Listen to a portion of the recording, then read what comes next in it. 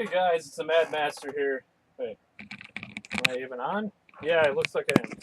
So I'm doing this video as a response to this new video by Kyle Kulinski. What is it called? For the first time, R&B is the most popular music in America. I'm just gonna play a little bit of it and give my thoughts on it because I have some thoughts. Fours that I wanted to share with you, and it sounds like it's, like whatever, who cares why you're bringing this up, but I think there actually is an interesting, political conclusion to draw from this. So they say, report, hip-hop and R&B is the dominant genre in the U.S. for the first time in music. According to the report, R&B and hip-hop are now responsible for 25.1% of all music consumption in the U.S., while rock claims 23%. Looking at the rest of the numbers listed that dissect how people are consuming these styles of music, it's clear that streaming is to thank for the swap in ranking. Rock is far and away the winner when it comes to album sales. The genre claims 40% of all album sales in the country, but the total number of records actually purchased dwindles every year. So while that percentage may remain steady or even climb, it's not representative of how Americans are truly consuming music. Hip-hop and R&B, on the other hand, is responsible for just over 29% of all on-demand streams across the country, and that is the only field that is growing noticeably. In fact, R&B and hip-hop is almost as popular on streaming services like Spotify and Apple Music than the next two genres, rock and pop, combined. At least 7 of the top 10 most popular songs on streaming platforms in 2017 fit squarely into the hip-hop field. Damn. While another Bruno Mars, That's What I Like, blends pop and R&B. Okay, so it seems like a weird random side fact, but I think this is important because I'm willing to pound the gavel, man. I think the culture wars are over. I do. So gay marriage was the first sign that the cultural wars are over. And not even necessarily the fact that it actually became law. The polling, to me. Because even before it became law, 58% of the American people said, yeah, legalize gay marriage. Now it's up to 61% that say, yeah, gay marriage. Of course. Marijuana is another one. 60% of the country wants to legalize marijuana. So these are ideas. Look, I don't know if you guys might understand, might not understand, but like, you go back to polls from just 2006. And not that long ago. And we're talking, well, I mean, it is long ago now. It's over 10 years ago. But you're talking 35% of people legalize gay marriage. About 35% of people, legalize marijuana. So we're talking gigantic swings. Almost doubled in a 10-year period. That's unheard of. That is a giant cultural shift. And what's happening is younger people are getting older and they're getting more involved, and they, millennial generation now has fairly developed political opinions. And those opinions include gay marriage is a no-brainer, legalizing marijuana is a no-brainer, and they have music preferences that are rather clear. So R&B and hip-hop. All right, so I'm just going to untangle. He just kind of goes on a little bit about that. So first of all, this is just one of the dumbest fucking correlation causation things I've ever seen in my life. So I'm a rock fan, I'm a metal fan, right?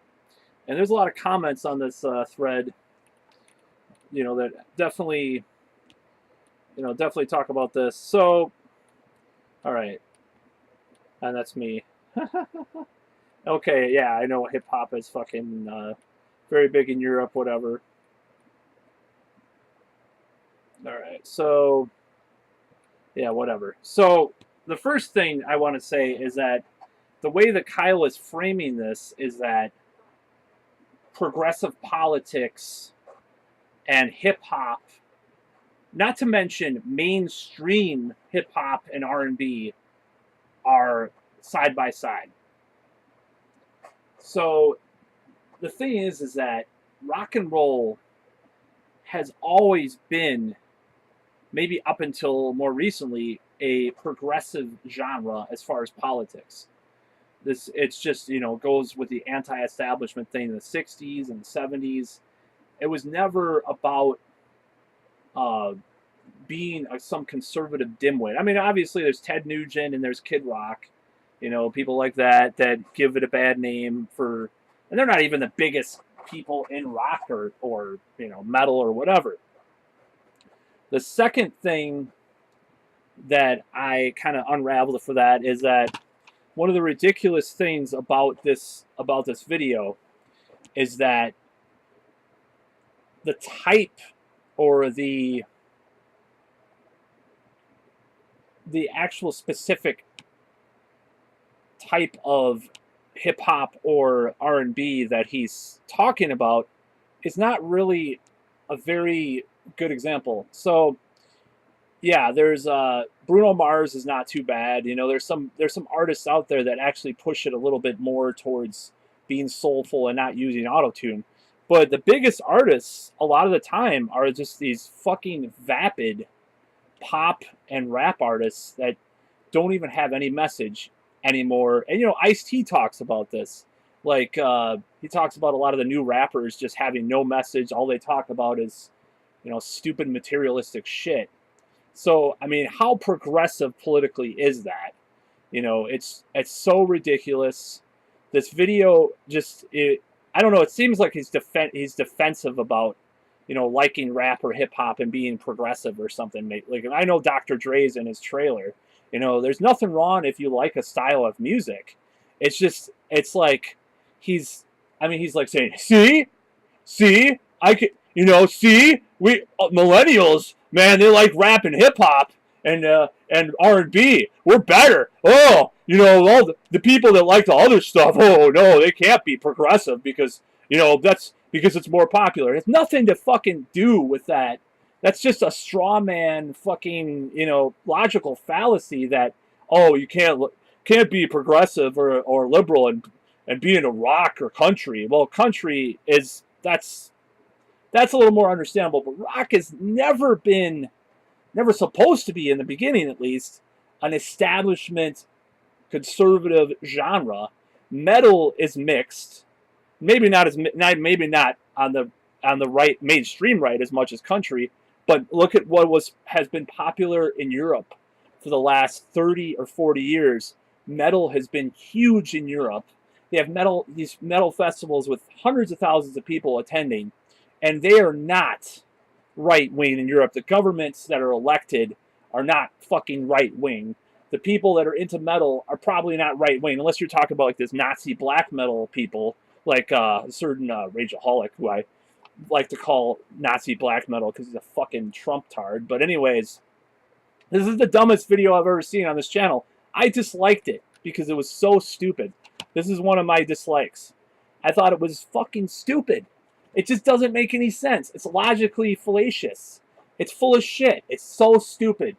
Who cares what people listen to as far as their politics? It does not... Okay, so he's trying to make this point. Oh, the Bernie people vote like hip-hop. It's just a jerk-off session. Yeah, a lot of younger people like fucking bad hip-hop and bad R&B.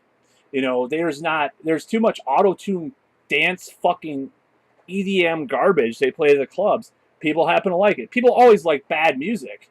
I mean, I'm reading this book about the Rolling Stones, and they're saying, you know, before they got big, the stuff that was really popular was really shitty fucking pop. They happened to, you know, revolutionize rock music, and it's just like, oh my god, you know, of course things change all the time. And then he's kind of like throwing all these things in the air. You know, vinyl has gone up exponentially, millions of, you know, at least hundreds of thousands of sales every year. So saying that the streaming stuff is because, you know, well, the hip hop and the R&B that's popular among the millennial Bernie fans is big, so fuck you, rock fans. It's like, what the fuck are you talking about? What is wrong with this guy? I love every other video he does usually, but this is just the stupidest, fucking dullest, dumbest fucking video I've ever seen. So, if you think, oh, I'm better than you because I'm a millennial that's into hip-hop and it's going up, it means we won the culture war. You're fucking full of shit. Who fought for fucking gay rights in the 70s. Fucking rock, disco, whatever. You know, people that were into that. Who fought for, you know, I'm not a big fan of modern feminism, but fucking rock, folk artists fought for that shit. You were fucking, just fucking clueless. So stupid! Get a fucking brain. That's all I gotta say.